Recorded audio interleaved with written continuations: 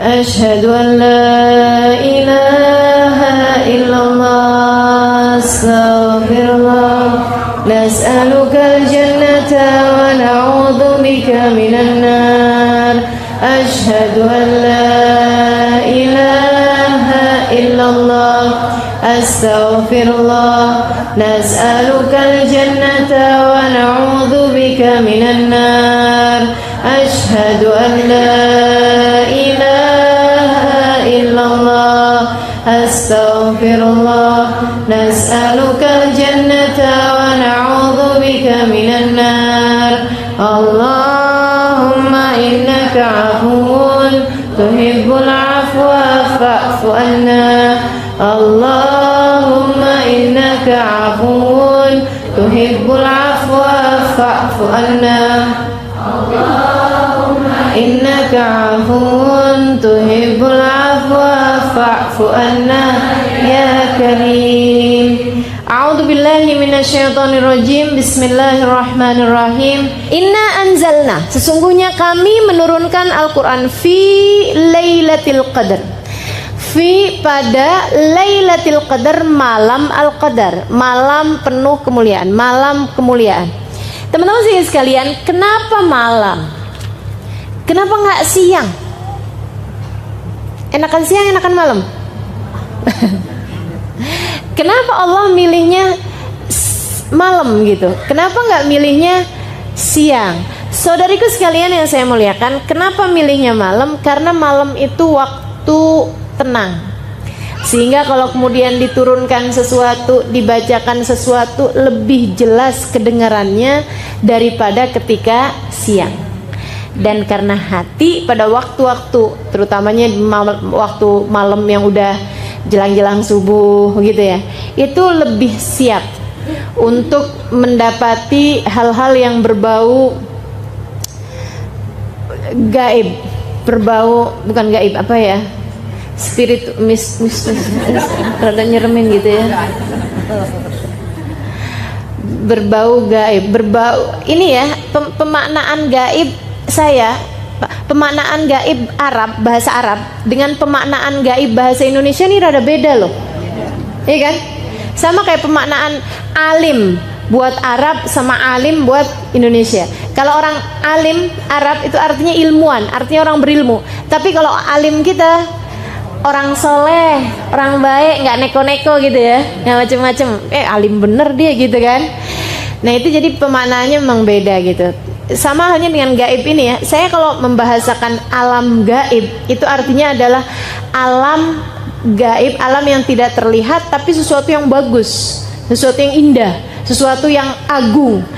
Alimul ghaibi wasyahadah. Allah Subhanahu wa taala adalah zat yang mengetahui sesuatu yang rahasia, yang enggak terlihat, yang gaib, wasyahadah dan yang terangan. Tapi rahasia di situ itu, yang gaib itu di situ adalah suatu hal yang indah gitu, suatu hal yang bagus gitu kan. Nah, kalau di Indonesia nih kayak gaib tuh kayak hantu. Ya, mistis itu tadi ya. Baik, ini mau pakai istilah Arab apa istilah Indonesia? Arab aja, baik. Teman-teman sekalian, kenapa malam? Karena malam itu lebih tenang. Karena malam itu hati lebih layak. Nggak ketemu orang, nggak ngobrol orang, nggak banyak orang, kita adep-adepan, sehingga nih hati ini lebih layak untuk diturunkan segala kebaikan-kebaikan yang tidak kasat mata. Jadi banyak hal-hal yang diturunkan dari hal-hal kebaikan, ilmu laduni, misalnya gitu ya. Apa tuh ilmu laduni? Ilmu yang nggak pakai belajar. Keterbukaannya ilmu futuh namanya, gitu ya. Kemudian ada lagi kewalian, kemuliaan yang Allah kasih, rizki-rizki batin, gitu ya. Sifat-sifat baik, gitu. Penerimaannya taubat dan lain sebagainya, itu banyak sekali yang diturunkannya pada waktu malam. Pada waktu malam. Makanya Allah menyebutkannya dengan waktu malam. Inna anzalnahu fi lailatul qadar. Teman-teman saya sekalian yang saya muliakan, ma'uqidatil wilayah illa fi jawfil lail. Katanya para ulama, tidak diberikan makom kewalian kecuali pada waktu malam. Jadi kalau yang sepanjang malamnya tidur, jangan ngerasa-ngerasa jangan-jangan saya waliullah. Yang ada wali murid ya. Ya Allah, teman-teman sekalian gitu. Jadi diangkatnya para wali-wali itu adalah pada waktu malam. Termasuk juga walinya setan selain bulan Ramadan ya. Kan setan juga punya ulia, punya wali-wali, punya kekasih-kekasih. Itu juga diangkatnya pada waktu malam. Makanya praktek-praktek dukun emang siang-siang gitu nggak ada, malam-malam pasti, ya kan ya? Emang saya tahu. Nggak tahu saya, cuman selalunya kan digambarkan memang pada waktu malam. Pada waktu malam itu mereka bikinnya tuh kan pakai pakai asap-asap yang busuk ya, bukan yang wangi ya. Kalau yang wangi itu malah justru mendatangkan malaikat rahmatnya Allah Subhanahu wa taala. Kayak gitu. Jadi teman-teman saudaraku sekalian, segala kebaikan, segala keburukan itu banyaknya hal-hal yang gaib, hal-hal yang tidak tampak mata, kebanyakannya pada waktu malam. Siapa yang pengen dapat kebaikan, silahkan bangun pada waktu malam. Gitu kan ya? Silahkan. Siapa yang pengen dapetin keburukan dengan berkawan dengan setan-setan dan jin-jin, itu ngelamar pekerjaannya juga pada waktu malam juga gitu. Cuman yang itu di kuburan, kalau yang itu di atas jadah ya, insyaallah ya. Inna anzalnahu fi lailatul qadar. Sungguhnya kami turunkan Al-Quran fi lailatul qadar, pada malam Al-Qadar. Teman-teman sekalian, masalahnya sekarang adalah bahwa malamnya menurut waktu mana? Nih. Soalnya kalau di kita sekarang sedang siang nih, di waktu yang sama nih, ini nih sedang ada yang malam. Bener gak? Di Amerika sana lagi pada malam nih, jam segini. Kan ada yang di Indonesia sama di jaraknya bedanya 12 jam ya. Berarti kita di kita jam 11 siang, di sana jam 11 malam gitu. Ada juga yang masih subuh, ada juga yang udah sore gitu. Kan buminya putar terus. Ini waktunya ngikutin waktu mana nih? Lailatul Qadar nih ngikutin waktu mana nih? Teman-teman sekalian, kalau Lailatul Qadar di zamannya Nabi Muhammad alaihissalam, itu maka perhitungan Lailatul Qadarnya adalah mengikuti waktunya Nabi Muhammad yang diturunkan kepadanya Al-Quran gitu. Nah, malaikat Jibril nurunin bacain Al-Quran pada waktu malam. Malamnya siapa? Malamnya Nabi Muhammad sallallahu alaihi wasallam. Tapi yang sekarang ini ada hilafiah di antara para ulama. Apakah malamnya itu mengikuti waktunya sana, ataukah malamnya mengikuti waktunya kita? Ini banyak ulama mengatakan mengikuti waktunya orang yang mengerjakan ibadah tersebut, karena karomnya Allah, kemuliaannya Allah adalah sangat luas. Jadi nggak usah, oh di sana nih belum malam nih, jadi ntaran aja, repot kita ya. Yang ada repot kita. Jadi ngikutin waktu malamnya masing-masing orang yang sedang beribadah di tempat tersebut. Inna anzalnahu fi lailatul qadar. Sungguhnya kami menurunkan Al-Quran pada malam kemuliaan. Wa ma adrak ma lailatul qadar. Tahukah kamu apa itu Lailatul Qadar? Tahukah kamu siapa kamunya yang di situ? Kita, oh bukan, Nabi besar Muhammad sallallahu alaihi wasallam yang kepadanya diturunkannya Al-Quran. Tahu nggak kamu wahai Muhammad apa itu Lailatul Qadar? Kok pakai nanyanya ke Nabi Muhammad alaihi wasallam? Seolah-olah Allah nih mau menyiratkan kepada kita umatnya Nabi Muhammad alaihi wasallam bahwa aku memberikan Lailatul Qadar nih karena Nabi Muhammad. Ma adrak ma Lailatul Qadar. Tahu kamu wahai Muhammad apa Lailatul Qadar? Karena itu tuh urusan antara Allah sama Nabi Muhammad alaihi salatu wassalam. Allah lagi mau ngasih tahu gitu pada Nabi Muhammad alaihi salatu wassalam bahwasanya si Lailatul Qadar itu diberikan kepada umatnya adalah karena Nabi besar Muhammad sallallahu alaihi wa ala alihi wa sahbihi wasallam. Teman-teman saudaraku sekalian yang saya muliakan, kayak gini, alam taro kaifa fa'ala rabbuka bi ashabil fil. Alam taro, tahukah kamu wahai Muhammad apa yang Allah perlakukan, Tuhanmu perlakukan kepada ashabul fil? Itu Allah lagi mau ngasih tahu bahwa aku bikin Abroha, aku hancurkan dengan pasukan Ababil, itu karena di tahun tersebut kamu mau lahir. Teman-teman, tahukah engkau bahwa kejadian Abroha diserang sama burung Ababil waktu mau menghancurkan Ka'bah, itu kejadiannya hanya berselang sekitar 40 hari dari lahirnya Nabi Muhammad. Sehingga Nabi kalau ditanya kapan lahir, pada tahun gajah, di tahun yang sama, hanya selang berapa waktu aja gitu. Karena memang itu Allah SWT berikan kepada Nabi Muhammad SAW. Alam taro, apakah kamu tidak melihat? Karena memang hal itu diberikan oleh Allah SWT karena Nabi Muhammad SAW. Demikian pula dengan Lailatul Qadar. Ma adrak ma Lailatul Qadar? Tahukah Muhammad apa itu Lailatul Qadar? Lailatul Qadri khairun min alfi syahr. Lailatul Qadar itu yang pertama lebih baik daripada 1000 bulan. Kenapa diberikan kepada Nabi Muhammad? Karena Nabi Muhammad yang minta, meskipun secara tersirat, tidak tersurat. Meskipun itu nggak langsung disampaikan sama Nabi, tapi Nabi meminta itu. Gara-garanya Nabi itu diceritain sama malaikat Jibril umat-umat yang terdahulu. Ada umatnya Nabi Musa sujud. Itu waktu sujudnya doang dihitung 1000 bulan. Orang kan nggak mungkin sujud terus ya. Ada pakai makan, kayak tidur, pakai kamar mandi, kayak ini itu segala macam. Waktu sujudnya doang dihitung tuh 1000 bulan. 1000 bulan 83 tahun. Nabi dengernya ya ampun. Malaikat Jibril cerita lagi gitu. Kata malaikat Jibril, umatnya Nabi yang terdahulu ada yang berjihad fisabilillah, masa jihadnya doang 1000 bulan. Nabi dengarnya ya Allah, sedihnya umat saya. Umatnya Nabi ini umurnya 60 tahun, urusannya banyak bener. Urusannya banyak. Ya Allah, Bu, kok lama nggak pengajian? Ustazah, saya mau ngawinin anak. Gitu katanya. Mau ngawinin anaknya kapan, Bu? Tahun depan. Kenapa sibuknya dari sekarang? Ya Allah, urusannya banyak kita nih ya. Kita urusan bulan puasa aja banyak apa nggak urusannya? Banyak. Aduh, segala macam ya.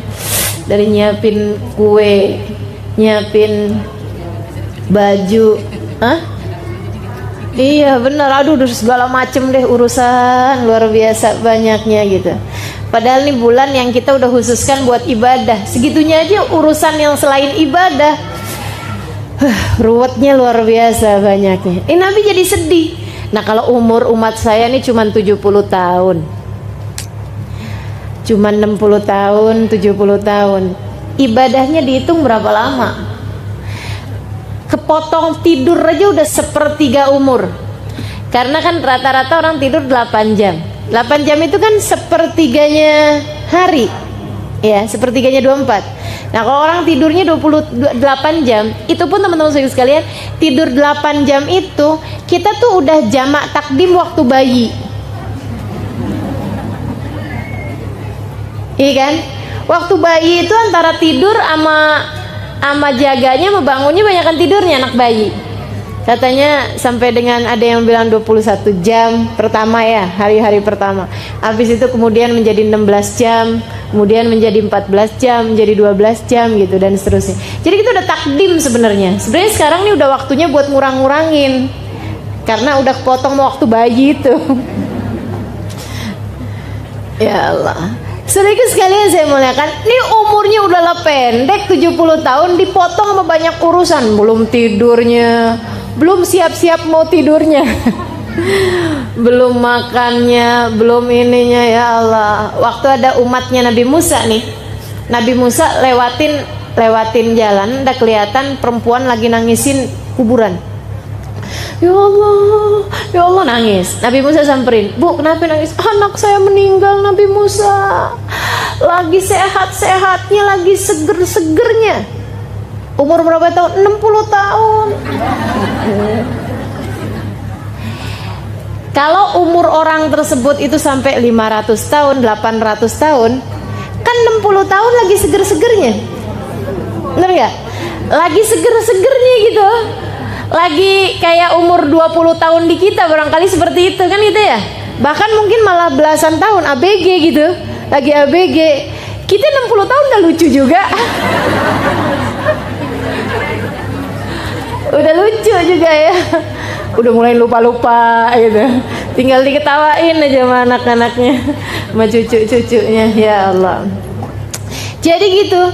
Akhirnya kemudian Nabi Musa bilang, "Bu, ibu tahu nggak? Nanti tuh akan ada umat zaman akhir umurnya emang segitu. 60 tahun. Wah, nggak sempet ngapa-ngapain dong. Nggak sempet bangun rumah, nggak sempet kawin." Kata si ibu itu, 60 tahun bentar amat gitu. Kata Nabi Musa, "Oh enggak bu, kawin. Bahkan nggak sekali." Nah gitu ya, ada yang kawin 2 kali, 3 kali gitu. Ya Allah, ya Allah. Katanya ibu tersebut, andai saya hidup di zaman tersebut, saya nggak pakai bikin rumah, saya bernaung aja di bawah pohon. Ntar kalau lagi panas datang ke arah sebelah sini, kalau dingin, kalau sore datang ke arah sebelah sini. Dia bilang, ibadah aja sama Allah, nungguin sampai mati. Betapa pendeknya umur-umur mereka. Ya Allah, nih kita nih dikasih umur nih pendek-pendek zaman akhir. Kenapa dikasih umurnya pendek? Teman-teman saudara sekalian, kalau nggak pendek buminya nggak muat. Umat terdahulu badannya gede-gede, umurnya panjang-panjang. Kenapa? Karena buminya masih lebar, orangnya masih dikit. Kan buminya lebar nih, orangnya masih dikit. Gimana coba? Kan kalau orangnya nggak gede-gede, langkahnya kecil-kecil kan nggak nyampe-nyampe. Nggak ketemu-ketemu nih sama temen-temennya nih. Mau reunian gitu ya, lama. Jadi mau bukber. Jadi orangnya sama Allah dibikin gede-gede dan umurnya panjang-panjang. Jadi orang tuh bisa sampai ngawinkan, maksudnya sampai nemuin masa kawinnya anaknya atau cucunya yang ke-7 generasi itu masih ketemu gitu. Nah umurnya 1000 tahun, iya kan? Umurnya 800 tahun kan keburu tuh, sampai ngeliatin cucu yang ke-7 generasi keberapa tuh masih kelihatan gitu. Nah ini teman-teman, iya kalau ulang tahun ya. Kepikir aja nih si ibu, bosen kali ulang tahun lagi gitu ya, ulang tahun lagi. Iya, wow udah nggak dikasih kado tuh kayaknya, udah kelamaan. Teman-teman sedikit sekalian saya muliakan. Habis gitu kemudian tambah orangnya tambah banyak, tambah banyak, tambah banyak, tambah banyak. Apalagi sekarang udah banyak, udah padat bener kan. Gitu. Nah ini kalau kemudian orangnya umurnya panjang-panjang, buminya nggak muat, iya nggak? Makanya kemudian harus ada yang meninggal. Maka umur umat tambah ke belakang tuh tambah semakin pendek-pendek, tambah semakin pendek-pendek. Nabi Muhammad bilang, a'mar ummati ma baina 60 wa 70. Umur umatku ini antara 60 sampai dengan 70 tahun. Wa qalil man yujawiz 80. Dikit banget yang lebihin 80 tahun. Kalau udah orang umur 80 tahun begitu sakit, orang udah langsung doanya mudah-mudahan husnul khotimah gitu. Kalau sakitnya cuma sakit kepala doang. Inna anzalna fi lailatul qadr. Ma adrak ma lailatul qadr? Lailatul qadri khairun min alfi syahr. Nah karena Nabi ini diceritakan tentang amalan umat-umat yang terdahulu, ibadah-ibadah mereka yang panjang-panjang, karena memang waktu hidup mereka panjang. Jadi Nabi merasa sedih gitu. Waduh, nah kalau kayak gini modelnya umat saya dapat apaan ya di akhirat? Gitu. Umat saya, waduh belakangan semuanya nih. Balasan-balasan Allah buat mereka nih yang kecil-kecil nih. Allah tuh teman-teman saudara sekalian nggak bisa lihat Nabi Muhammad sedih. Nih ya, kalau orang taat kepada Allah Subhanahu Wa Taala, Allah tuh bisa begitu. Allah tidak bisa melihatmu sedih. Kalau kita berada dalam jalan taat, kalau kita berada dalam jalan takwa pada Allah Subhanahu Wa Taala, Allah tidak bisa melihat air mata kesedihan jatuh dari pipimu. Kenapa kamu? Oh, dijahatin sama siapa? Sama itu. Oh, gitu. Gitu ya, dihindarkannya kita dari segala hal yang membuat kita sedih. Tapi kalau kitanya jalan taat kita nggak tempuh, ya mau gimana? Ya, Nabi Muhammad alaihissalam jalan taat terus. Jadi Allah ngelihatnya, kenapa Muhammad sedih? Umur umat saya pendek-pendek, ya Allah. Oh, tenang. Bukan umurnya kemudian dipanjang-panjangin, bukan. Akan tetapi Allah kemudian melipat gandakan amal, sehingga Allah mengatakan Lailatul Qadri khairun min alfi syahr. Sesungguhnya malam Al-Qadar itu lebih baik daripada 1000 bulan. Artinya siapa yang ibadah di situ seperti beribadah 83 tahun alias 1000 bulan. Kita nggak usah perlu ngabisin waktu 1000 bulan, nggak usah. Cukup ketemu malam Al-Qadar itu aja, langsung teman-teman saudaraku sekalian copy paste 1000 bulan. Yang kita kerjakan malam itu sama malaikat langsung di copy paste 1000 bulan, 83 tahun. Bahkan bukan 1000 bulan tapi khairun, lebih baik. Berapa kelebihannya? Wallahu a'lam. Allah yang memberikan sesuai dengan kemurahannya Allah. Ada yang 1000 bulan ditambahin 500 bulan. Ada barangkali yang 1000 bulan ditambahin 1 bulan. Ada yang ditambahin, tergantung dari kemurahannya Allah Subhanahu wa ta'ala. Saudariku sekalian yang saya muliakan, ibadah malam itu doang. Jadi nih, kalau kita malam Lailatul Qadar kita sholat taraweh, seperti sholat taraweh setiap malam selama 1000 bulan. Jelas ya? Siapa yang baca Al-Quran dari jam 10 misalnya sampai dengan jam 12 malam, itu seperti membaca Al-Quran setiap jam 10 sampai jam 12 malam selama 1000 bulan, selama 83 tahun lebih. Gitu. Langsung copy paste yang kita lakukan tersebut menjadi 1000 bulan. Makanya hati-hati, jangan sampai pas Lailatul Qadar kita lagi ngomel, di copy paste omelan semua, gak asik bener ya. Seperti ngomel 1000 bulan, nggak asik. Ya Allah, ya Allah. Itu Lailatul Qadar khairun min alfi syahr. Teman-teman, ini Lailatul Qadar buat siapa sih? Buat kita lah. Buat kita, umatnya Nabi Muhammad alaihissalam. Ada sebagian orang tuh yang kalau membahas Lailatul Qadar kayaknya tuh yang saya dapat Lailatul Qadar, ya nggak mungkin lah, kayak gitu. Itu sih siapa gitu, ulama gitu, aulia gitu, orang-orang soleh gitu dapat Lailatul Qadar. Yang kayak kita gitu, model-model kayak kita dapat Lailatul Qadar, nggak mungkin. Katanya gitu, nggak mungkin gitu. Teman-teman sedikit sekalian yang saya muliakan, satu hal, Lailatul Qadar itu dapat nggak dapat, semua yang dilakukan malam tersebut oleh seseorang langsung berlipat ganda menjadi 1000 bulan. Kamu mau dilipat gandakan yang bukan taat? Mau dilipat gandakan yang maksiat? Naudzubillah, bener kan? Serem bener gitu. Jadi memang kita harus cari, makanya biar pas nepatin Lailatul Qadar pas kita lagi taat gitu.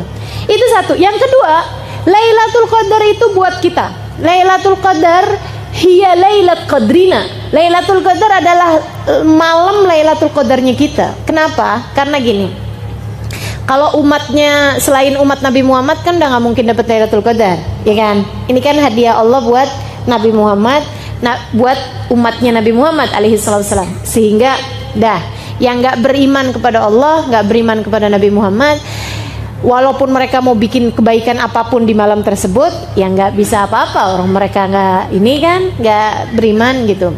Jadi teman-teman sekalian, khusus buat umatnya Nabi Muhammad.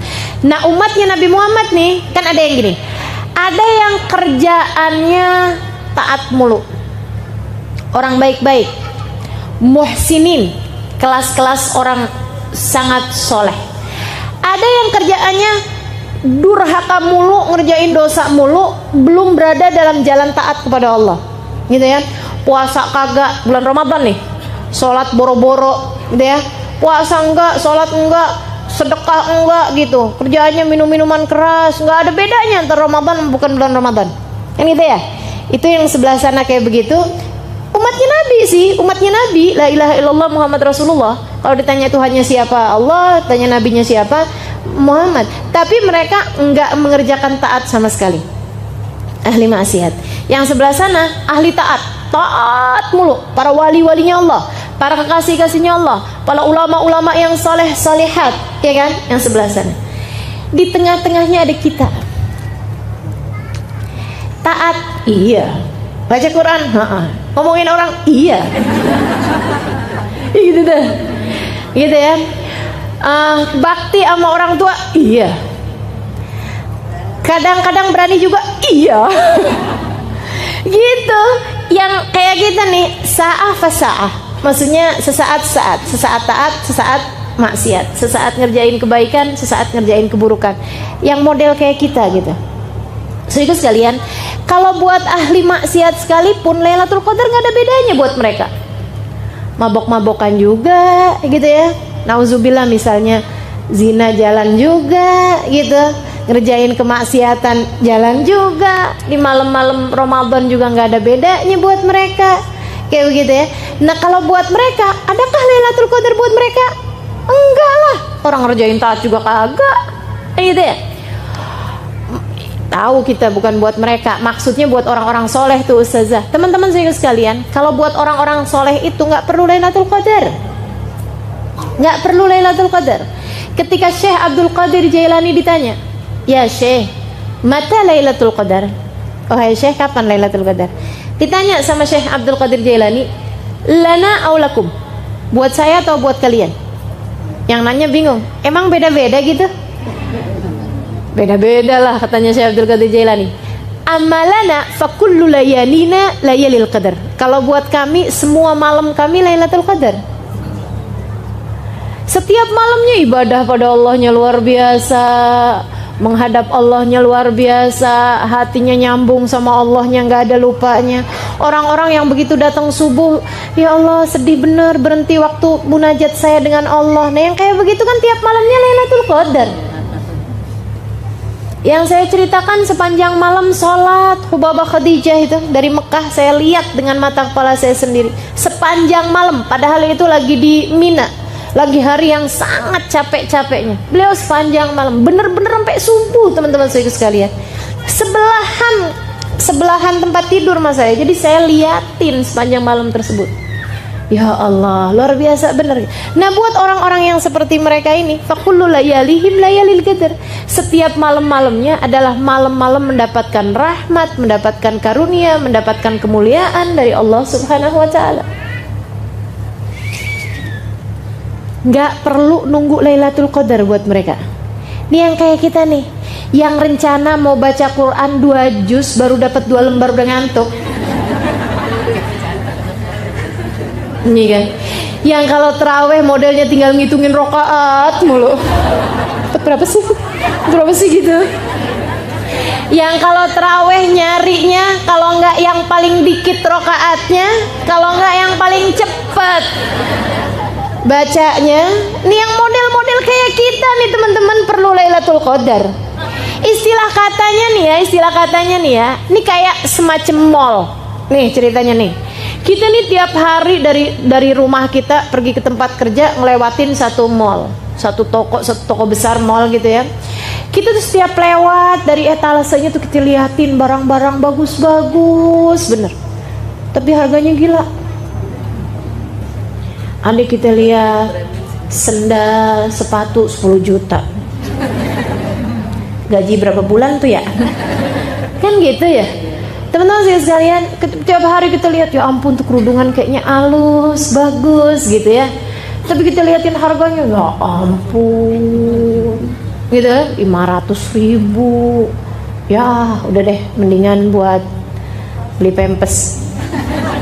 Punya anak kecil soalnya. Saya sekalian, jadi ini kita ngelihat barang-barang di situ bagus-bagus, cakep-cakep, tapi mahalnya naudzubillah, gitu kan? Sehingga setiap lewatnya cuman kepengenan aja gitu. Satu hari mereka ada kasih tulisan big sale pada tanggal gitu ya, sekian, jam sekian sampai jam sekian. Misalnya tanggal 24 Juni, sehari sebelum lebaran. 24 Juni, jamnya jam 11 malam sampai dengan jam 11.30 malam, setengah jam doang. Diskonnya teman-teman sekalian, yang asalnya harganya 10 juta menjadi 10.000. Kan saya cuman bilang ada tuh, susah nggak ada, langsung nanya di mana Ustazah. Dasar perempuan ya. Teman-teman sekalian, yang asalnya harganya berapa gitu jadi berapa gitu, murahnya tuh sampai turunnya 10 kali lipat, turun harganya 10 kali lipat.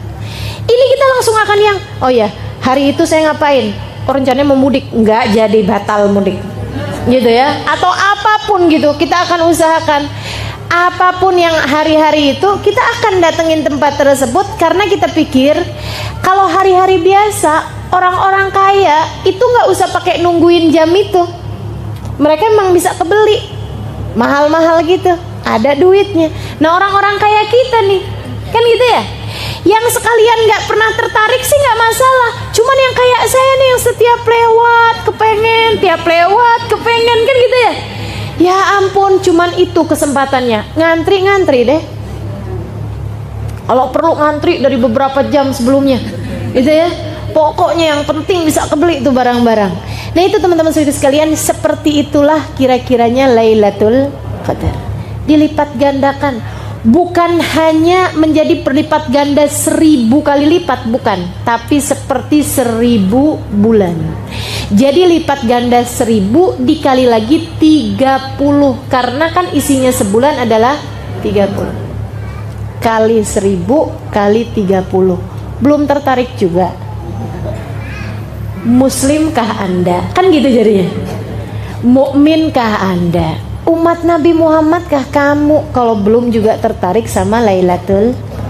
Maka Lailatul Qadar adalah Lailat Qadrina, adalah Lailatul Qadarnya kita. Yang buat yang kayak kita mesti cari kasih-kasihnya Allah Subhanahu wa taala. Mereka nggak perlu Lailatul Qadar untuk dapat rahmatnya Allah, untuk dapat kelipatan amal. Kan gitu ya. Kalau dibilangin seperti sholat 1000 rakaat, mereka mah nggak pakai seperti, teman-teman. Mereka sih emang ngerjain sholatnya 1000 rakaat. Nah kalau kayak kita kan perlu yang seperti bener gak? Yang kayak kita nih sholatnya sih 10 rakaat tapi seperti 1000 rakaat. Kan kita yang carinya kan yang begitu gitu. Nah itu Lailatul Qadar tuh seperti itu, seperti beribadah 1000 bulan. Insya Allah. Lailatul Qadri khairun min alfi syahr. Itu aja belum. Tanazzalul malaikatu warruhu fiha. Pada malam tersebut turun. Tanazzalul malaikah ay tatanazzalul malaikah. Maksudnya turun daf'atan ba'da ukhra, rombongan demi rombongan malaikat. Nah yang disebut malam tuh dari kapan ke kapan sih? Jadi saya waktu kecil dulu punya anggapan bahwa Lailatul Qadar tuh kejadiannya beberapa menit di sebagian malam. Dulu saya pikir begitu. Pas Lailatul Qadar pas ada beberapa menit gitu terjadi Lailatul Qadar. Enggak gitu teman-teman. Lailatul Qadar itu dari maghrib sampai subuh. Itu Lailatul Qadar. Sebab yang namanya malam itu hitungannya adalah dari ghurubus syams, dari maghrib gitu ya, sampai ke tulu'ul fajr as-shadiq, sampai ke datangnya waktu subuh gitu. Yang kita nggak puasain tuh itu namanya malam. Tsumma atimmus syiyama ilal lail. Kemudian sempurnakanlah puasa kalian dari pagi itu, dari terbit fajar sampai ke malam. Kapan malam? Yaitu maghrib itu adalah waktunya malam sampai ke datangnya waktu subuh.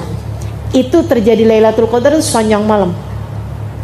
Apa aja yang terjadi pada malam tersebut? Amal ibadah langsung berlipat ganda. Ditandainya dengan apa? Tanazzalul malaika. Tanazzal, turun rombongan demi rombongan para malaikat. Jadi dari awal maghrib tuh malaikat turun, malaikat turun, terus aja gitu sampai sayapnya malaikat, kepak-kepak sayap malaikat, kabarnya susun-susun dari langit bumi ini sampai ke batasan yang tidak ada habisnya. Sayyidina Ali meriwayatkan dari hadisnya Nabi Muhammad alaihissalam, katanya Nabi, malaikat itu sampai yadur baina sufufil muslimin, sampai desek-desekan, jumlahnya malaikat itu sampai desek-desekan di antara soft-softnya orang Islam. Jadi ini kalau ada sholat taraweh pas malam Lailatul Qadar, yang hadir 1000 orangnya, malaikatnya bisa 3000, 5000 gitu, sampai desek-desekan malaikatnya menghadiri sholat tersebut. Bukan mau sholat, bukan, cuman mau hadirin, menyaksikan orang-orang yang sholat. Seorang ulama mengatakan, di salah satu kitab tafsir mengatakan bahwasanya jumlahnya malaikat yang diturunkan Allah pada malam tersebut lebih daripada jumlahnya kerikil di atas muka bumi ini. Ka'adadil hasa, seperti jumlahnya kerikil yang ada di atas muka bumi ini. Berapa banyak? Waduh, banyaknya luar biasa. Tanazzalul malaikatu. Wah, mereka jadi saksi siapa aja yang ibadah pada malam tersebut. Jadi kalau di malam itu min kulli amrin, kata Allah, waruh, dan malaikat Jibril ikutan turun juga. Ada juga yang mengatakan ruh itu nama malaikat, ada nama malaikat namanya malaikat ar-ruh, gitu ya. Banyakan pendapat sih mengatakan bahwa ar-ruh yang dimaksud di situ adalah malaikat Jibril. Malaikat Jibril turun juga fiha pada malam tersebut biidzni rabbihim, dengan perintah dari Tuhan mereka, dengan perintah dari Allah Subhanahu wa taala, min kulli amrin, menyelesaikan urusan mereka. Urusan mereka menjadi saksi-saksi ibadahnya kita di atas muka bumi ini. Teman-teman saudaraku sekalian, saya kalau ingat ini nih mikirin, ya Allah, Allah tuh ya bikin Lailatul Qadar udah sampai serepot itu. Maksudnya sampai sesibuk itu, sampai sepenting itu, gitu ya. Kalau kemudian kitanya cuman nonton TV, ini kan kayaknya, ya Allah, aku udah turunin sampai segala malaikat buat jadi saksi kamu ngerjain kayak beginian. Kitanya tidur, nggak ada apa-apanya, nggak ada gerak sama sekali. Maksudnya nggak kepikiran hal-hal yang berbau kebaikan, gitu ya. Kan rasanya kan kayak ngenes bener. Nanti kalau dibuka tayangannya nih kita di akhirat, oh ya Allah, nyeselnya. Aduh, tuh coba aja tuh. Jangan sampai terjadi yang seperti itu. Mari pergunakan Ramadan yang kali ini, jangan sampai kelewatan. Dari di saat terjadi Lailatul Qadar, kita sedang berada dalam taat pada Allah Subhanahu wa taala. Saudaraku sekalian, berlipat ganda 1000 bulan. Itu ya.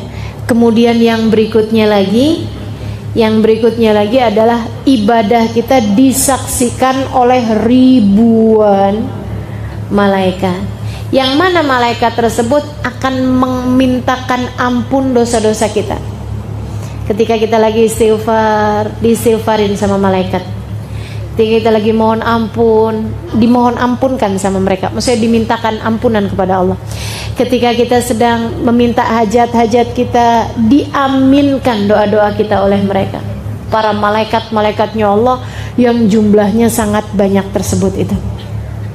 Min kulli amrin, untuk menyelesaikan urusan-urusan mereka, menjadi saksi-saksi Allah di atas muka bumi. Karenanya siapa yang malam tersebut kemudian baca istighfar, diaminkan oleh para malaikat, dimohonkan ampun oleh para malaikat, kata Nabi Muhammad alaihissalam, man qama lailatul qadar ghafarallahu lahu ma taqaddam min dhanbi.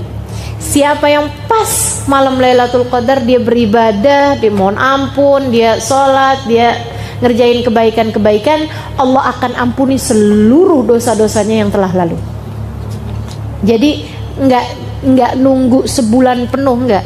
Dapat Lailatul Qadar 1 itu doang, udah kelar urusannya. Dosa kita diampuni, dikasih jalan takwa sama Allah Subhanahu wa taala. Masya Allah, jangan sampai kelewatan. Min kulli amrin. Nah, malaikat Jibril, dalam salah satu keterangan dari guru saya, beliau mengatakan bahwasanya malaikat Jibril ini yusafih, yusallim man adrak Lailatul Qadar, akan menyalami orang-orang yang dapat Lailatul Qadar. Selamat kamu dapat Lailatul Qadar, selamat kamu dapat Lailatul Qadar, selamat seluruh dosamu diampuni oleh Allah, selamat seluruh dosamu diampuni sama Allah, kayak gitu. Nyalamin orang-orang yang dapat Lailatul Qadar. Sampai katanya sahabat tuh pada nanya, Rasul, kerasa gak sih kalau disalamin sama malaikat Jibril? Ini pertanyaan mewakili kita nih. Jangan sampai pas nanti Lailatul Qadar, karena kita nggak berasa misalnya gitu ya, jadinya kita nggak tahu gitu kalau kita lagi disalamin. Atau kalau memang nggak berasa, ya jangan sampai kita coba ngerasain, ya kan? Kayaknya malaikat Jibril lagi datang, merinding. Ya Allah, nggak ada teman-teman kita mah kalau merinding bukan urusan yang kayak begitu kan, bukan. Lain gitu rasanya gitu. Nggak ada gitu, belum jadi ahli batin ya yang bisa ngerasain yang begitu. Mudah-mudahan sama Allah dikasih entah kapan waktunya bisa ngerasain yang rasa-rasa yang begitu. Tapi nggak usah cari-cari, maksudnya nggak usah cari-cari di malam-malam ini rasa nih kayaknya lagi disentuh nih dada saya sama malaikat Jibril, nggak usah. Sebab katanya Nabi Muhammad nggak berasa, walakin yajid burdahu hattus sabah, dia akan merasakan ketenangan hatinya sampai dengan esok harinya. Gitu ya. Tanazzalul malaikatu warruhu fiha biidzni rabbihim min kulli amrin salamun. Kebahagiaan, kedamaian, rahmat, karunia Allah berikan di atas muka bumi. Hiya, malam tersebut, hatta matla'il fajar, sampai terbit fajar, sampai matla'nya fajar, sampai ketika datang waktunya pagi.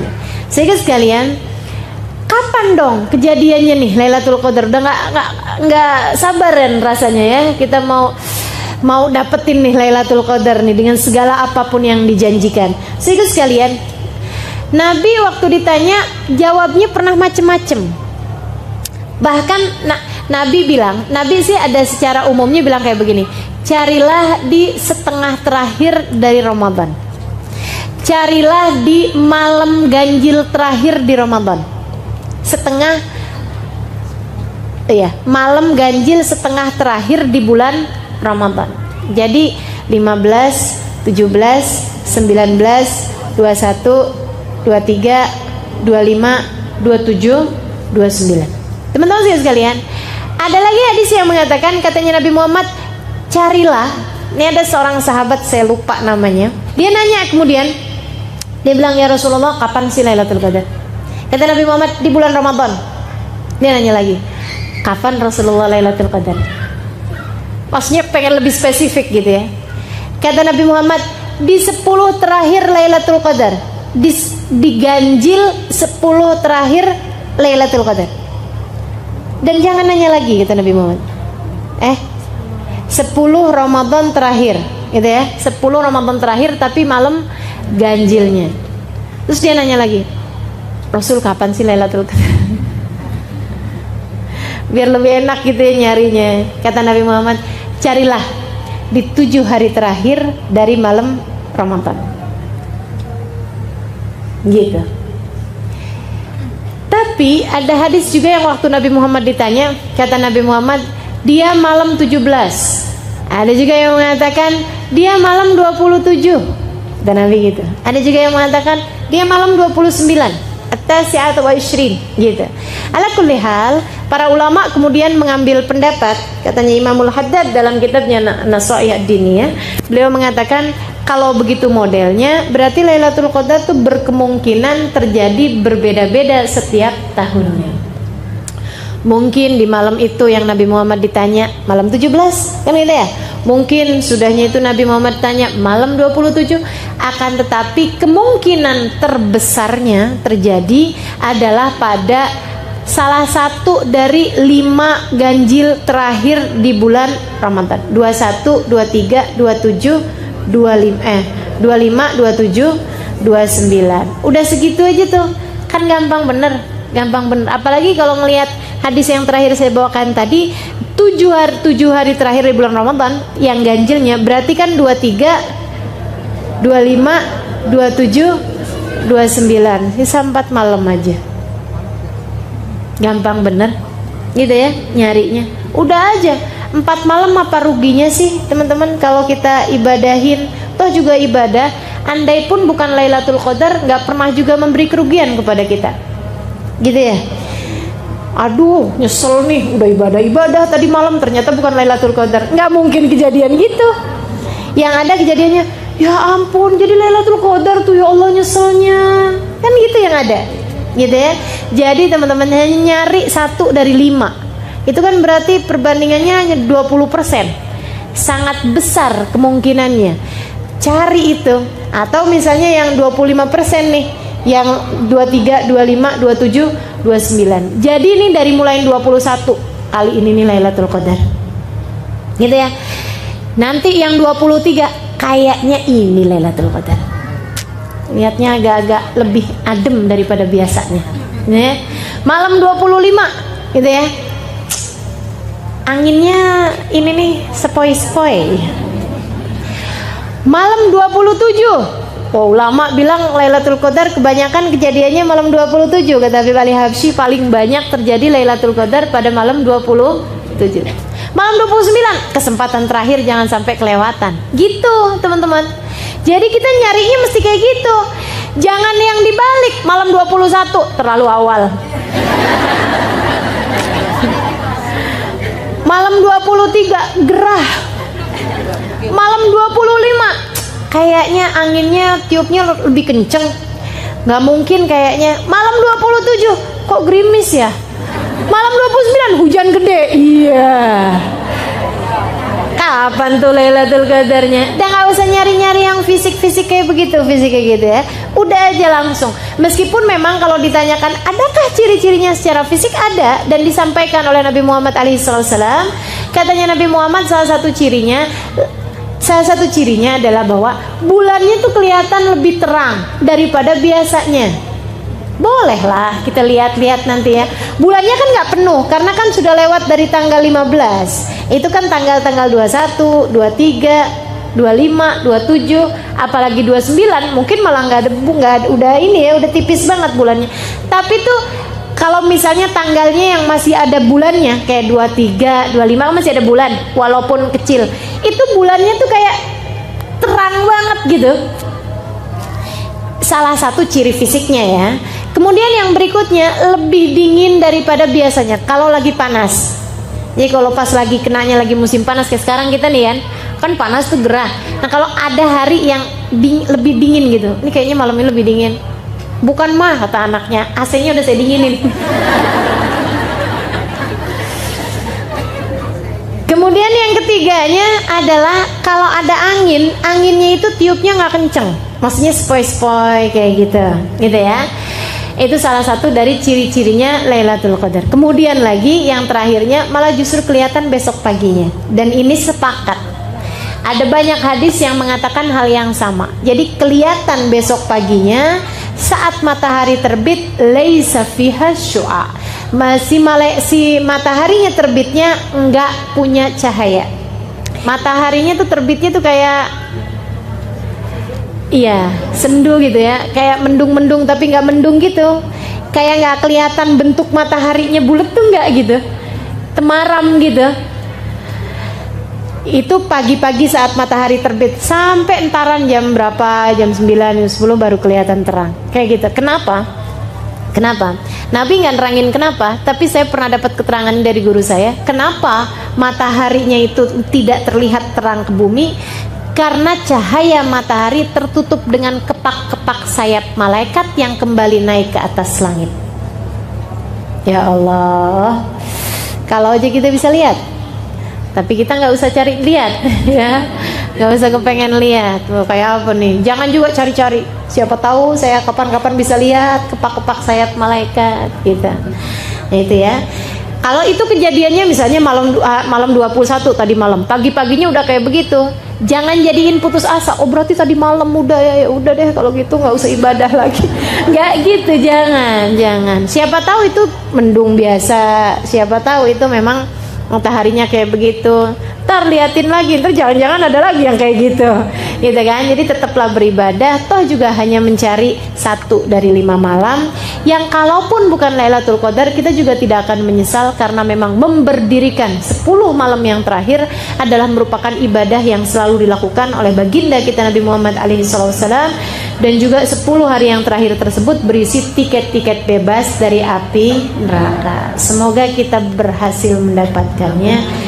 Amin ya rabbal alamin. أشهد أن لا إله إلا الله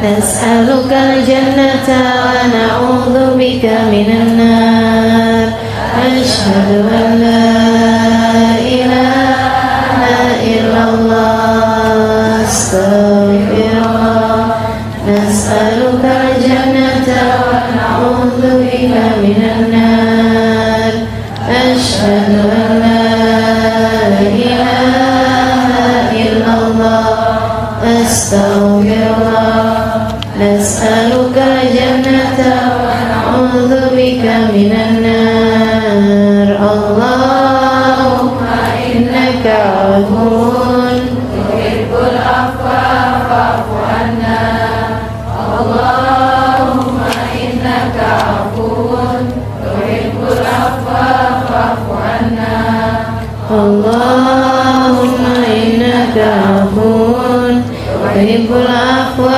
فاعف عنا يا كريم. Assalamualaikum warahmatullahi wabarakatuh. Alhamdulillah wassalatu wassalamu ala rasulillah Muhammad ibn Abdillah wa ala alihi wa sahbihi wa man wala. Subhanaka la ilma lana illa ma 'allamtana innaka antal alimul hakim. Rabbi shrah li sadri wa yassir li amri wahlul 'uqdatan min lisani yafqahu qawli. Amma ba'du. Betapa kematian sesuatu yang pasti. Allah Subhanahu wa taala berfirman dalam Al-Qur'an, kata Allah, fa'bud rabbaka hatta ya'tiyakal yaqin. Fa'bud rabbaka hatta ya'tiyakal yaqin. Sembahlah Allah Subhanahu wa taala Tuhanmu. Kamu sembah Allah Subhanahu wa taala hatta ya'tiyakal yaqin. Sampai kapan kita nih diminta buat nyembah Allah? Sampai kapan kita diminta buat ibadah? Kata Allah, hatta ya'tiyakal yaqin, sampai datang sesuatu yang pasti. Apa yang pasti? Ayil maut. Yang dimaksudkan dengan suatu yang pasti itu adalah mati. Karenanya siapapun kamu di atas muka bumi ini harus belajar berusaha buat jadi hamba Allah Subhanahu wa taala yang taat. Mudah-mudahan Allah mudahkan. Amin ya rabbal alamin.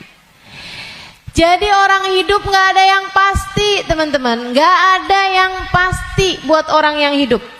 Ada yang mulai dari kecil sakit terus ada. Gak ada yang pasti hidup itu. Yang pasti ketika seseorang hidup hanya satu, namanya mati. Kalau kamu diberi kehidupan, maka satu waktu nanti kehidupan tersebut akan diambil kembali oleh Allah Subhanahu wa taala.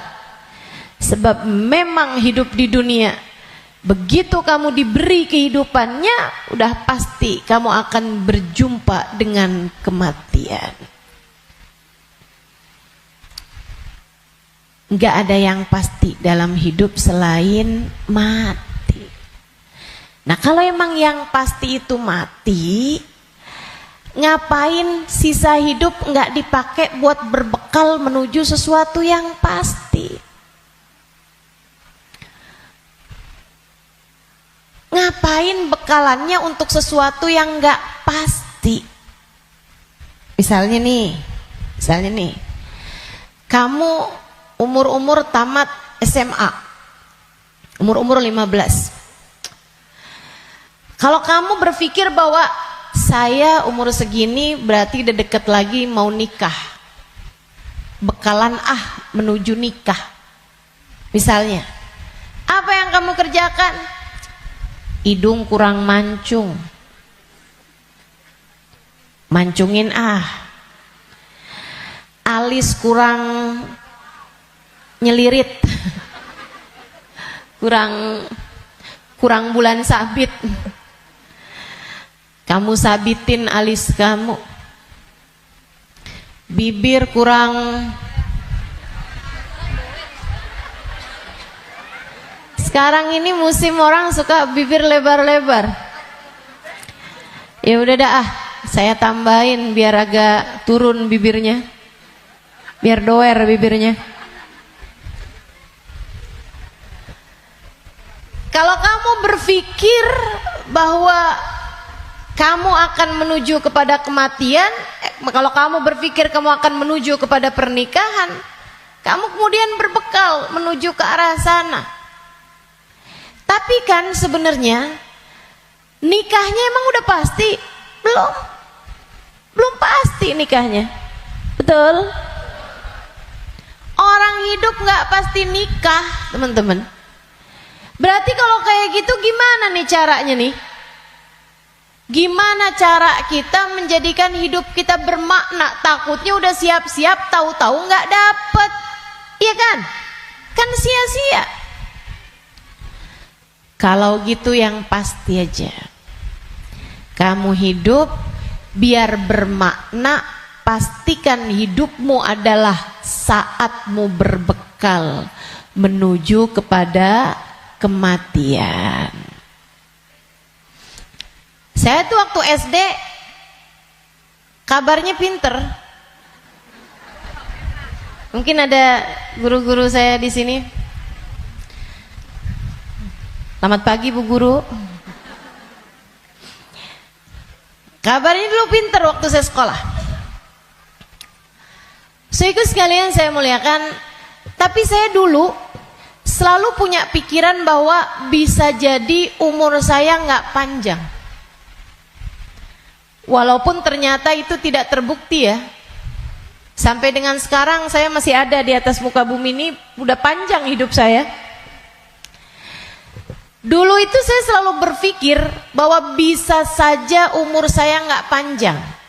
Saya SD, itu saya punya temen sekolah siang, sekolah madrasah, namanya Madrasah Al-Wasliyah. Saya punya temen meninggal dunia, masih seumuran saya gitu kurang lebih. Sejak saat itu saya kayak selalu berpikir bahwa bisa jadi umur saya nggak panjang, bisa saja saya juga meninggal dunia gitu. Akhirnya saya suka berpikir bahwa apa yang harus saya lakukan untuk menjadikan yang saya kerja akan bermanfaat kalau umur saya pendek. Akhirnya saya jadi mikir, kalau saya jadi dokter, umurnya harus panjang loh dokter itu, karena sekolahnya lama. SMP, SMA, kan saya ceritanya SD, SMP, SMA, kuliah. Kuliahnya S1, habis itu S2, habis itu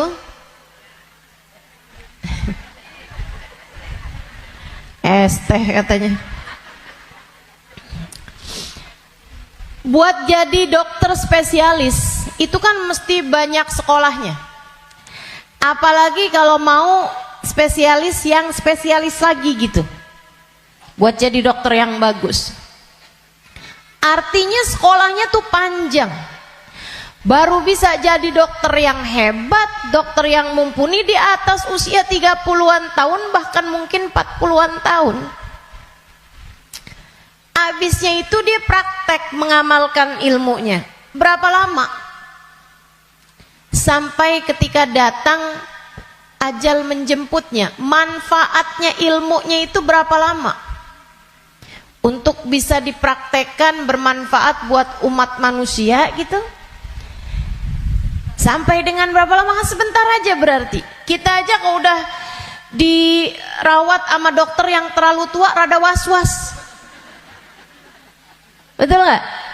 Dokternya mau nulis resep, ambil kacamata dulu gitu kan, terus nulisnya agak tangannya gemeteran, takut kita. Ini kalau misalnya dia ngelihatnya salah-salah gitu kan, atau dia mau nyuntik tangannya udah gemeteran, waduh udah kayaknya rada gimana gitu. Tapi kita sama dokter muda juga kita ragu-ragu. Betul gak? Coba tuh, betapa ternyata mau jadi dokter aja itu umurnya cuman dari sekitar 40 sampai ke 50 atau 60 tahun dah gitu. Cuman segitu doang. Sisanya udah enggak tuh. Udah enggak maksimal. Saudaraku sekalian saya muliakan, saya jadi mikir gitu. Wah, kalau gitu enggak usah jadi dokter deh, takutnya umur-umur 30-an tahun saya meninggal, saya enggak bekalan apa-apa nih. Apa ilmu, apa hal yang bisa membuat saya bisa nggak nyesel kalau saya mati muda? Itu yang saya pikirkan lagi zaman saya SD. Hingga akhirnya saya memutuskan untuk saya akan belajar di pondok pesantren. Biar saya kenal sama agama Allah. Biar saya ngerti caranya jadi hamba Allah. Biar saya kenal sama baginda pemimpin agama saya, baginda Nabi besar Muhammad. Biar saya bisa dekat dengannya, hingga semoga begitu saya meninggal dunia saya dapat berjumpa dan bertemu dengannya. Itu harapan saya. Akhirnya saya belajar di pondok-pondok pesantren, terus belajar, terus belajar, terus belajar. Saudaraku sekalian yang saya muliakan, alhamdulillah saya rasakan ilmu saya udah bermanfaat dari sejak usia 20 tahun. Saya udah mulai mengajar dari usia 20 tahun dan saya mengajarnya dalam bahasa Arab di kota Tarim, Hadramaut, Yaman. Saudaraku sekalian saya muliakan, pada akhirnya kehidupan mengajarkan kita bahwa jangan mau memperjuangkan sesuatu yang tidak kamu bawa mati. Begitu saya belajar lama, saya jadi ngerti bahwa ternyata bahkan bekalan menuju kematian itu bukan ilmu yang banyak, bukan.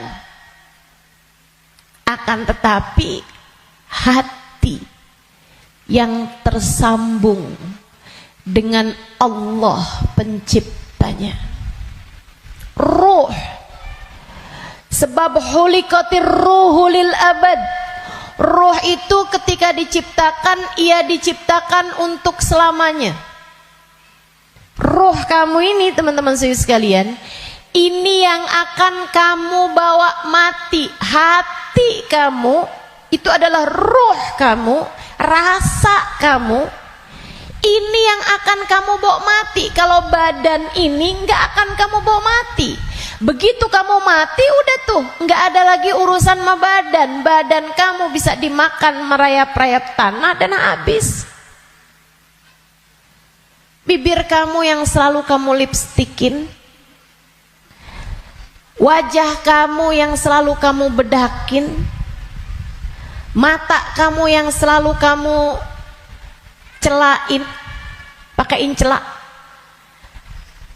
kuku-kuku kamu yang selalu kamu potong setiap kali ia memanjang, badan kamu yang selalu kamu rawat, kamu kasih makan, kamu bersihkan, ini hanya akan menjadi makanan santapan rayap-rayap tanah. Ulat-ulat tanah nanti akan masuk ke lubang-lubang hidungmu. Ia akan masuk dalam seluruh anggota tubuhmu dan kamu habis. Makanya katanya Sayyidina Ali bin Abi Thalib, siapa yang kerjanya buat badannya, siapa yang hidupnya hanya mementingkan urusan tubuhnya, silakan cari pahalanya kepada rayap-rayap tanah. Silakan minta balasannya kepada rayap-rayap tanah. Ulat-ulat tanah, mereka yang senang banget, wih mulus, ih badannya bagus. banget nih kita makannya, katanya gitu. Saudariku sekalian yang saya muliakan, bukan untuk itu kamu diciptakan, bukan untuk itu kamu diciptakan. Yang aslinya dari diri kamu adalah ruhmu, yang sejatinya pada dirimu tidak akan terpisahkan adalah hatimu. Ala inna fil jasadi mudghah, idza salahat salahal jasad kullah, wa idza fasadat fasadal jasad kullah. Ketahuilah di dalam tubuh manusia terdapat segumpal darah, disebut hati. Jika bagus, bagus semuanya, jika rusak, rusak semuanya. Ketahuilah segumpal darah tersebut adalah hati. Disitulah ruh ditiupkan. Disitulah ruh sejatinya berada, meskipun mengalir sampai ke seluruh tubuh kita. Ruh itu dihembuskan saat janin badanmu itu berusia 4 bulan dalam rahim ibu kamu, ditiupkan lewat ubun-ubun. Makanya Bu, ketika Allah menciptakan batok kepala kita, itu semuanya udah full kecuali ada satu lubang kecil di ubun-ubun. Makanya kalau anak bayi ubun-ubunnya masih lembut, tulangnya belum keras, karena asalnya memang bolong. Kenapa Allah bolongin? Buat niupnya ruh, ditiupkannya ruh saat usia 4 bulan tuh dari situ.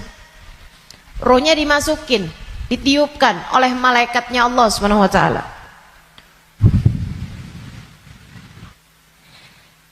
Pusatnya ditaruh di jantung atau di hati, dia pusatnya tuh ditaruh di hati.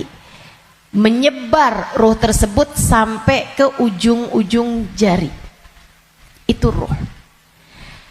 Kalau datang kematian, dicabut lagi dari ubun-ubun. Malaikat pencabut nyawa sama halnya dengan malaikat peniup ruh, itu memulai pekerjaannya dari ubun-ubun. Nyabut nyawanya juga dari sini. Dicabut dari atas kan, yang duluan hilang yang kaki. Makanya orang kalau mati tuh kakinya duluan yang dingin. Yang lain masih hangat tapi kaki udah dingin, itu berarti sudah memulai proses pencabutan nyawa. Sama kayak ada prosesnya bayi ketika keluar, makanya ada istilah pembukaan 1, bukaan 2, bukaan 3 tuh. Sama halnya juga dengan peniupan ruh. Ruh juga begitu. Ketika ditiupkan dan ketika dicabut itu juga seperti itu. Ada masa-masa berhentinya, namanya sakarat. Namanya sekarat. Ala inna lil mauti sakarat, kata Nabi Muhammad sallallahu alaihi wasallam. Ketahuilah, kematian ada sekaratnya. Kematian ada hentakan-hentakannya, enggak sekaligus. Kematian ada tahapan-tahapannya. Ditarik jeret sampai ke lutut. Jadi yang dingin duluan, yang enggak ada ruhnya duluan kakinya. Tarik lagi sampai ke pusar. Pusar kita nih. Tarik lagi sampai ke ulu hati. Banyak orang yang kalau orang tersebut dimurka Allah Subhanahu wa taala, malaikat maut mencabut nyawanya dengan main-main. Dimain-mainin rohnya. Padahal sakitnya setengah mati. Kata Sayyidina Ali bin Abi Thalib, la darba bisayf 30 darbah ahab ilayya min sakrah min sakaratil maut. Badan saya dicacah-cacah pedang 30 kali cacahan pedang lebih saya sukai daripada satu sakaratul maut. Sakit setengah mati. Buat orang yang suka main-main dalam hidupnya, ada banyak di antara mereka yang ketika ajal datang menjemputnya, malaikat maut memain-mainkan saat pencabutan nyawa. Sakitnya luar biasa. Tapi ada banyak juga hamba-hamba Allah yang hidupnya santun, yang hidupnya berakhlak pada Allah, nggak pernah main-main dalam hidupnya. Allah pun memudahkan saatnya sakaratul maut. Kayak doa orang-orang tua kita, Allahumma hawwin alaina fi sakaratil maut wan najata minan nar. Ya Allah, ringankan saatnya sakaratul maut. Dia nggak bilang, ya Allah jangan ada sakaratnya dong buat kematian saya, nggak bisa gitu. Atau ya Allah jangan kasih saya sakit saat sakaratul maut, nggak bisa gitu juga. Karena memang sakaratul maut itu sakit, memang pasti sakit. Jadi yang diminta adalah Allahumma khaffif alaina fi sakaratul maut. Ya Allah ringankan sakitnya sakaratul maut. Apa yang bisa meringankan? Maksudnya ringannya tuh gara-gara apa? Kalau kamu tanya sama saya, Ustazah, ringannya sakaratul maut tuh gara-gara apa? Saudaraku sekalian, sesuatu itu sakit bisa jadi ringan itu karena dua hal. Satu, karena memang sakitnya itu levelnya jadi ringan. Kan begitu? Sakit kan ada level-levelnya. Memang Allah jadikan sakitnya itu ringan, jadi berkurang sakitnya. Itu banyak yang seperti itu, sehingga sakaratul mautnya kayak nggak sakarat gitu, karena sama sekali nggak kesakitan. Ada yang begitu, memang diringankan sama Allah Subhanahu Wa Taala. Level sakitnya memang diturunkan oleh Allah Subhanahu Wa Taala, semacam itu. Atau yang kedua, Allah alihkan fokusnya sehingga dia jadi kayak nggak berasa sakaratul maut, karena Allah memalingkan fokusnya bukan kepada sakitnya, tapi kepada sesuatu yang lain. Apa? Allah palingkannya dengan apa? Yang paling indahnya, yang paling enaknya adalah dengan dihadirkannya baginda Nabi besar Muhammad sallallahu alaihi wasallam di saat sakaratul maut tersebut. Sakit, tapi enggak jadi terasa sakitnya sebab ia bisa lihat Nabi Muhammad. Sebab dihadirkan Nabi Muhammad untuknya. Sakit, tapi ya nggak terasa. Gimana coba? Gimana sakitnya mau terasa kalau kamu bisa ketemu Nabi Muhammad? Nabi Muhammad misalnya berkata kepadamu, selamat datang wahai umatku. Ya udah nggak ada lagi rasa sakitnya, teman-teman. Udah jadi indah semuanya. Banyak yang begitu juga. Kekasih berjumpa dengan kekasihnya di saat sakaratul maut. Banyak. Kita ustazah gak tahu deh. Minta aja, doa aja, walaupun gak pantas, biar gak nyesel. Betul gak? Betul gak? Mau doa tapi rasanya kayak nggak pantas gitu ustazah. Orang kayak saya kematiannya dijemput sama Nabi Muhammad, emang nggak pantas. Yang kayak kamu ngomongin orang, yang kayak kamu kalau sholat berantakan, betul? Ngarepin kematiannya dijemput sama Nabi Muhammad, siapa kamu? Betul gak? Sama. Saya juga berpikir hal yang sama denganmu. Siapa saya? Sampai saya berharap kematian saya dijemput sama Nabi Muhammad. Tidak ada di antara kita yang pantas.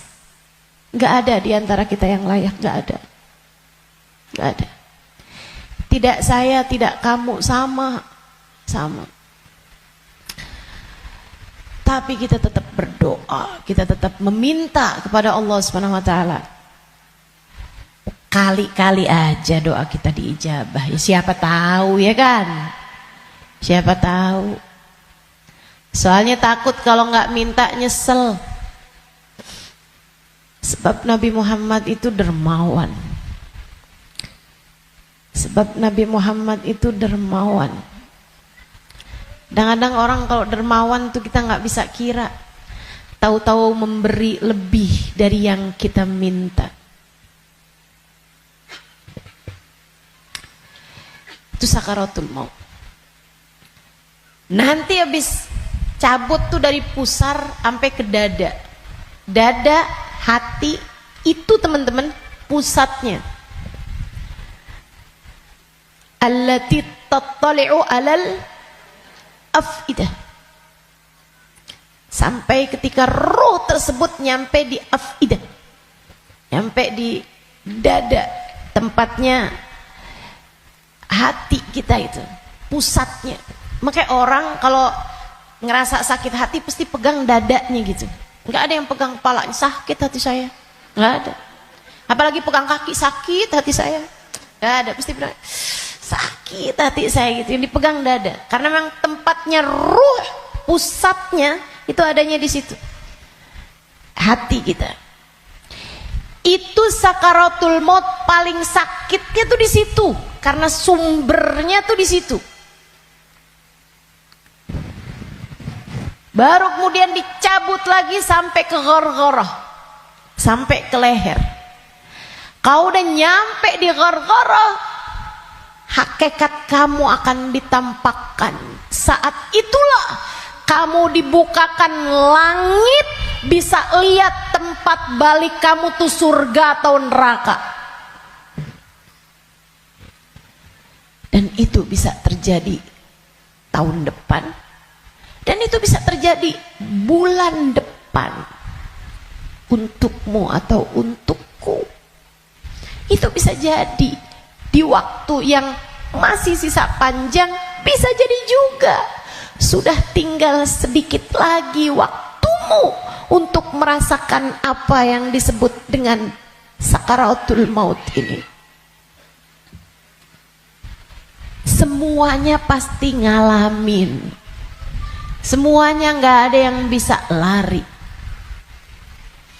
Saat ghargharah, saat nyawa udah sampai di tenggorokan, dibukakan pintu demi pintu, kata Nabi Muhammad. Ketika Nabi bercerita kepada Sayyidah Aisyah, ya Aisyah, man ahabba liqa Allah, ahabballahu liqa'ah, wa man kariha liqa Allah, karihallahu liqa'ah. Wahai Aisyah, siapa yang senang saat perjumpaannya dengan Allah, Allah pun senang berjumpa dengan dia. Siapa yang benci berjumpa dengan Allah, Allah pun benci berjumpa dengan dia. Ya Rasulullah, walakinnana nakrahul maut. Bukannya semuanya takut memati Rasul. Takut kan gak senang. Bukankah kita semuanya takut mati Rasul? Kalau takut mati kan artinya kita gak senang. Kalau kita gak senang, Allah gak senang juga dong ketemu kita. Gak gitu Aisyah. Tapi nanti saat ghargharah, saat nyawa sudah di tenggorokan, Allah akan bukakan langit-langit, dan Allah akan perlihatkan tempat kembali bagi roh seseorang. Rohnya itu baliknya kemana? Siapa yang ketika dibukakan langit-langit tahu tempat kembalinya adalah neraka, dia pun takut ketemu sama Allah. Dia benci berjumpa dengan Allah. Allah pun benci berjumpa dengannya, walaupun dia bunuh diri sekalipun. Dia bunuh diri nih, pengen mati kan orang bunuh diri. Tapi begitu ruhnya sampai di tenggorokan, begitu dia lihat tempat kembalinya adalah neraka, dia pun takut, kepengen gak jadi bunuh diri. Dia pun pengen balik hidup lagi, karena dia lihat ternyata tempat kembalinya adalah neraka yang sangat menakutkan. Dia benci berjumpa dengan Allah, Allah pun benci berjumpa dengannya. Sebaliknya, orang mukmin, orang yang tawadhu, orang yang hidupnya buat nyari Allah, walaupun sebenarnya takut, walaupun sebenarnya ngeri, tapi saat langit dibuka, dia diperlihatkan bahwa tempat kembalinya adalah surga. Dia pun rindu, dia pun ingin, dia pun cinta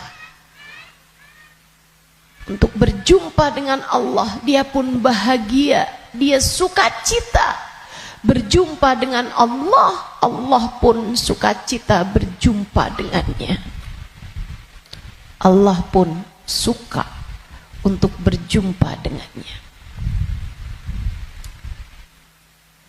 Nih, saat ghargharah ini Allah cerita dalam Al-Quran di surat Al-Mu'minun,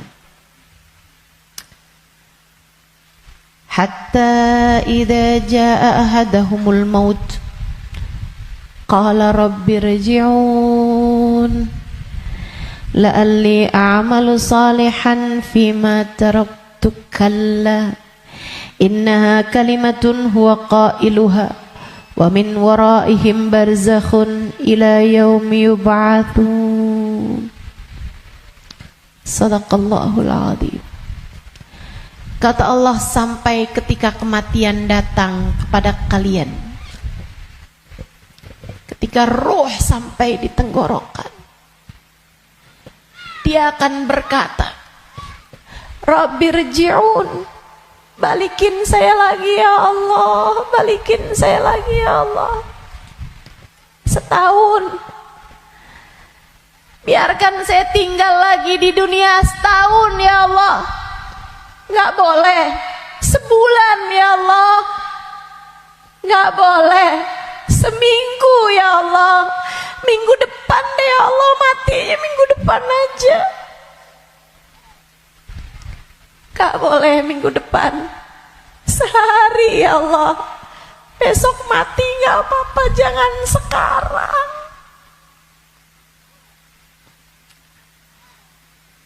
Gak boleh sejam ya Allah, sejam. Sejam lagi matinya ya Allah, balikin lagi ya Allah. Rabbirji'un la'alli a'malu salihan fima taraktu. Saya akan segera bagi-bagi harta saya buat sedekah. Saya akan segera sholawatan kepada Nabi Muhammad. Saya bakal segera baca Al-Quran. Saya bakal segera sholat. Saya mau minta maaf sama orang-orang.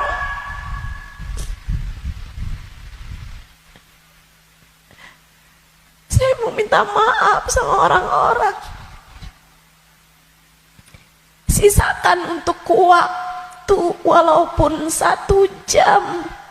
La'alli a'malu salihan fima taraktu. Aku akan mengerjakan kebaikan yang selama ini saya tinggalkan.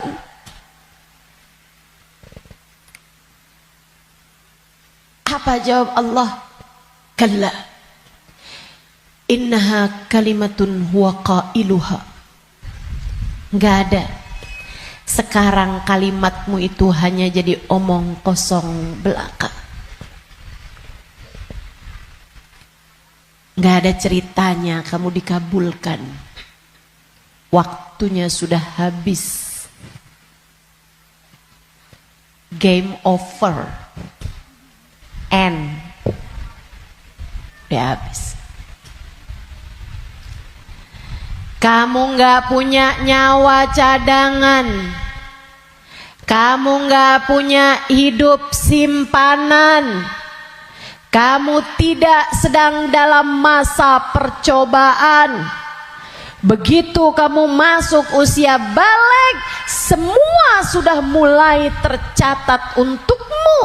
Tak ada lagi waktu untuk kembali. Innaha kalimatun huwa qailuha. Itu hanya sekedar kalimat disampaikan begitu aja. Kamu minta balik, enggak ada ceritanya. Wa min waraihim barzakhun ila yaumi yub'atsun. Sekarang waktunya kamu hidup di alam barzakh sampai hari kiamat datang. Dah tuh, nggak bisa balik lagi. Makanya serem sama kematian, teman-teman, karena deket. Aqrab ghaib yuntadhar, kata Nabi Muhammad. Perkara gaib yang paling deket sama kita kematian. Si ini meninggal, si itu meninggal, si itu meninggal, si itu meninggal. Semua meninggal. Maka sebagaimana kamu melihat satu hari ada jenazah diangkut, satu waktu jenazah kamu yang diangkut. Sebagaimana kamu lihat ada nama seseorang, kamu dengar nama seseorang diumumkan di masjid, satu waktu namamu yang akan diumumkan di masjid. Kamu lihat satu hari ada nama seseorang muncul dengan ucapan berbelasungkawa, turut berduka cita, yang ada di Instastory orang-orang, satu waktu nama kamu yang akan ditulis di situ. Sebagaimana ada broadcast di grup-grup WhatsApp yang menuliskan nama-nama orang dengan ucapan meninggal dunia, satu waktu akan ada namamu yang ada di situ. Innalillahi wa inna ilaihi rojiun. Turut berduka cita atas meninggalnya Halimah binti Utsman Al-Idrus. Akan ada waktunya. Semua akan ada waktunya. Semua akan ada gilirannya.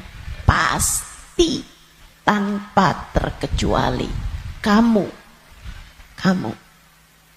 akan datang giliranmu, pasti, tanpa terkecuali. Kamu bakal mati, Bu. Kamu akan mati, Dek. Kamu bakal mati, Nak. Pasti. Masalahnya tinggal, akankah Allah berkenan menerimamu? Saya tuh dulu suka liatin tulisan kalau ada orang meninggal dunia, semoga rohnya diterima di sisi Allah. Saya suka mikir gitu, ya masa ditolak, ya diterima lah. Fakta membuktikan. Kita nggak pernah lihat ada orang habis meninggal dunia terus balik lagi. Lah, bukannya kamu seminggu yang lalu meninggal? Oh, nggak diterima. Pernah? Nggak pernah. Ya saya suka pikir gitu, jadi terima lah. Masa mau ditolak? Orang meninggal mau meninggal gitu. Tapi sesudah saya belajar, tuh waktu saya kecil mikirnya begitu. Sesudah saya belajar di pondok pesantren, belajar terus. Saya jadi paham betapa berartinya ucapan itu. Sebab kamu, saya, ketika meninggal dunia akan menjadi salah satu dari dua kelompok orang. Ada yang ruhnya diterima di sisi Allah dengan penuh keridhaan. Ada yang ruhnya diusir dari rahmatnya Allah, sebab Allah murka kepadanya. Kalau waktu hidup kayak gini nih, kamu lagi punya perlu, kamu datang ke rumah saudaramu, ditolak dari yang satu, bisa kamu datang ke tempat saudaramu yang lain. Anak kamu harus masuk rumah sakit, harus segera dioperasi, misalnya gitu. Harus ada DP yang harus kamu bayar, atau ada keperluan apapun misalnya. Kamu bisa datang ke tempat saudaramu, dia nggak bukain pintu, kamu bisa datang ke tempat yang lain. Dia nggak ngasih, kamu bisa datang ke tempat yang lain. Kamu misalnya mau bikin kopi, gulanya nggak ada, misalnya gitu. Kamu bisa datang ke tempat saudara kamu, sebelah kamu, tetangga kamu, nggak dikasih, nggak dibukain pintu, atau dibilang nggak ada misalnya. Bisa lagi ke tempat saudaranya, tempat sebelahnya.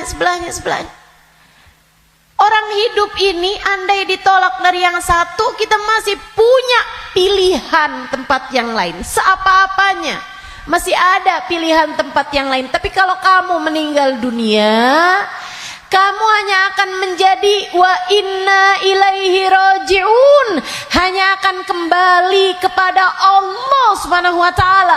Kalau pintu rahmatnya Allah tertutup darimu, kalau kamu diusir dari kasih sayang Allah Subhanahu wa taala, Allah tidak berkenan menerimamu, kemana kiranya kamu akan pergi?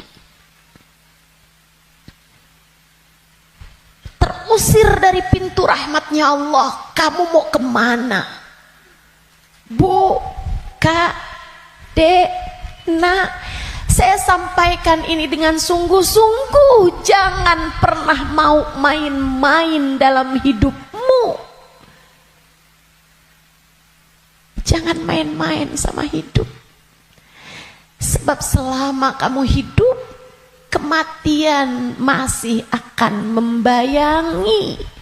Dan begitu datang kematian sementara Allah belum ridho kepadamu, sangat mungkin rohmu tidak diterima Allah, hingga Allah pun mengusirmu dari pintu rahmatnya, dan kamu dikembalikan kepada lembah kemurkaannya.